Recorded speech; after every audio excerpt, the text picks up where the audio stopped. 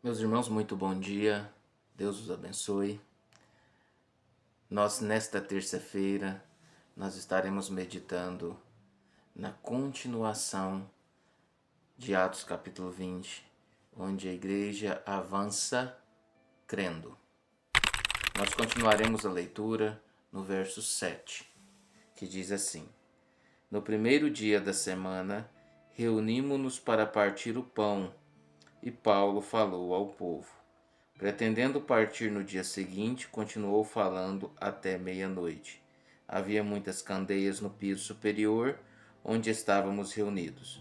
Um jovem chamado Eutico, que estava sentado numa janela, adormeceu profundamente durante o longo discurso de Paulo. Vencido pelo sono, caiu do terceiro andar. Quando o levantaram, estava morto. Até aqui.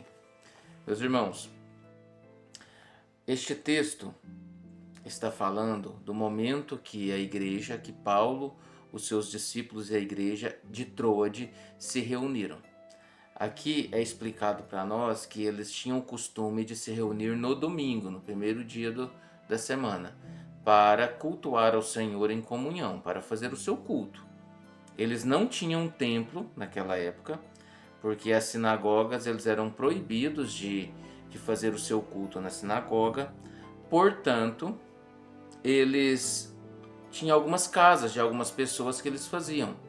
O caso desta casa era mais ou menos aqui um sobrado, com dois andares, um terceiro andar que era um cenáculo, um salão de jantar, um salão de recepção, onde eles faziam o culto. E Paulo fala, olha, nós reuníamos, quer dizer, Lucas fala que Paulo e os irmãos reuniam-se no domingo para partir o pão. Era comum que a maioria dos cultos congregacionais, eles fizessem uma santa ceia, tá? E a santa ceia era uma janta. Uma janta, partia-se o pão, dividia-se o vinho e assim por diante. E isso eles estão fazendo. Eles estão fazendo no momento do culto e iriam fazer no momento do culto. Paulo começa a pregar, nós não sabemos o quanto tempo que Paulo prega aqui, se foi a partir das 8 da noite, das 6 da noite, nós não sabemos. Sei que ele iria viajar no dia seguinte e queria deixar uma palavra de consolo, uma palavra de encorajamento para aquela igreja. Para isso, ele estende a pregação até meia-noite. Tem muitas pessoas que erroneamente dizem que a pregação de Paulo era cansativa e enfadonha. Eu não creio. E a Bíblia não fala isso. Entretanto, ele prega até meia-noite. Aqui é dito para nós que havia candeias, luzes naquele local e havia janelas abertas naquele local. Havia um jovem sentado naquela janela. E aqui é relatado para nós também que esse jovem fica com sono, cai e morre. Cai do terceiro andar e morre. E hoje nós vamos por 3 dias meditar neste texto, só nesses versículos. E hoje eu quero meditar com os irmãos na seguinte questão: cuidado com as janelas que você deixa abertas na sua vida. E eu lembro do caso de Davi e Betseba.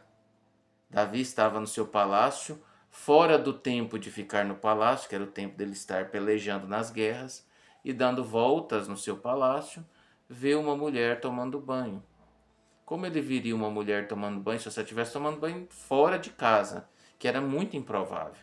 Então era bem provável que ela estava com algo aberto, uma janela, por exemplo. A Bíblia não relata se era uma janela, mas tudo indica que seja. E nisso, Davi a cobiça. Davi adultera. E Davi tem várias consequências deste problema. Morte de Urias, morte do filho que tinha nascido, uma filha que foi violentada, outro filho morto, depois outro filho toma o seu trono, depois esse filho morre. E veio várias consequências. Depois outro filho morre por meio de Salomão. tantas consequências. Por quê? Porque Davi explorou uma janela aberta e porque Batseba deixou uma janela aberta.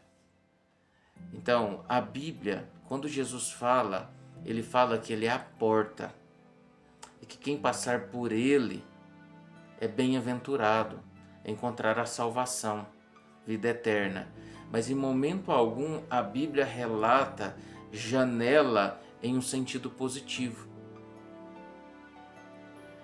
Então, a janela é como se fosse brechas que nós deixamos na nossa vida.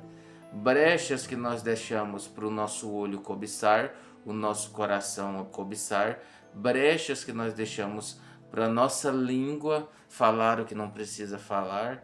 Brechas. São brechas que nós deixamos.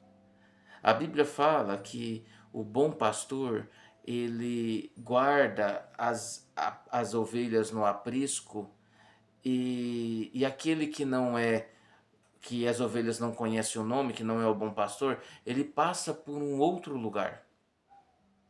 Pode ser por uma janela, pode ser pulando um muro, qualquer coisa nesse sentido. Mas a questão é um local impróprio para cristãos passarem.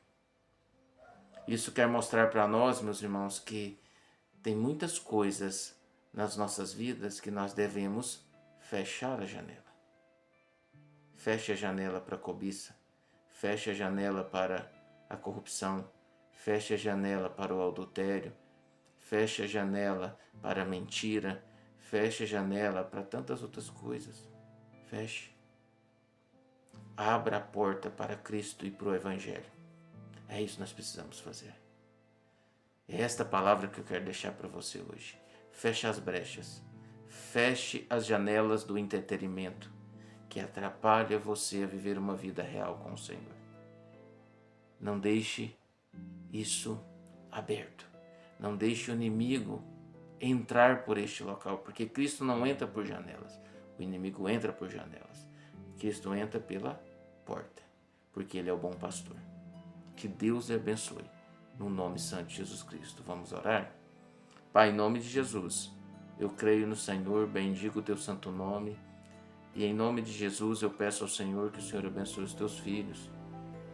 Que o Senhor os ajude a fechar as brechas, a fechar a janela. Que o Senhor os ajude a ter sabedoria para lidar com as circunstâncias. Que o Senhor nos ajude a viver dentro do teu propósito. Eu entrego as nossas vidas ao Senhor, no nome santo de Jesus Cristo. Amém. Meus irmãos, um abraço fraterno para todos vocês, no nome santo de Jesus Cristo.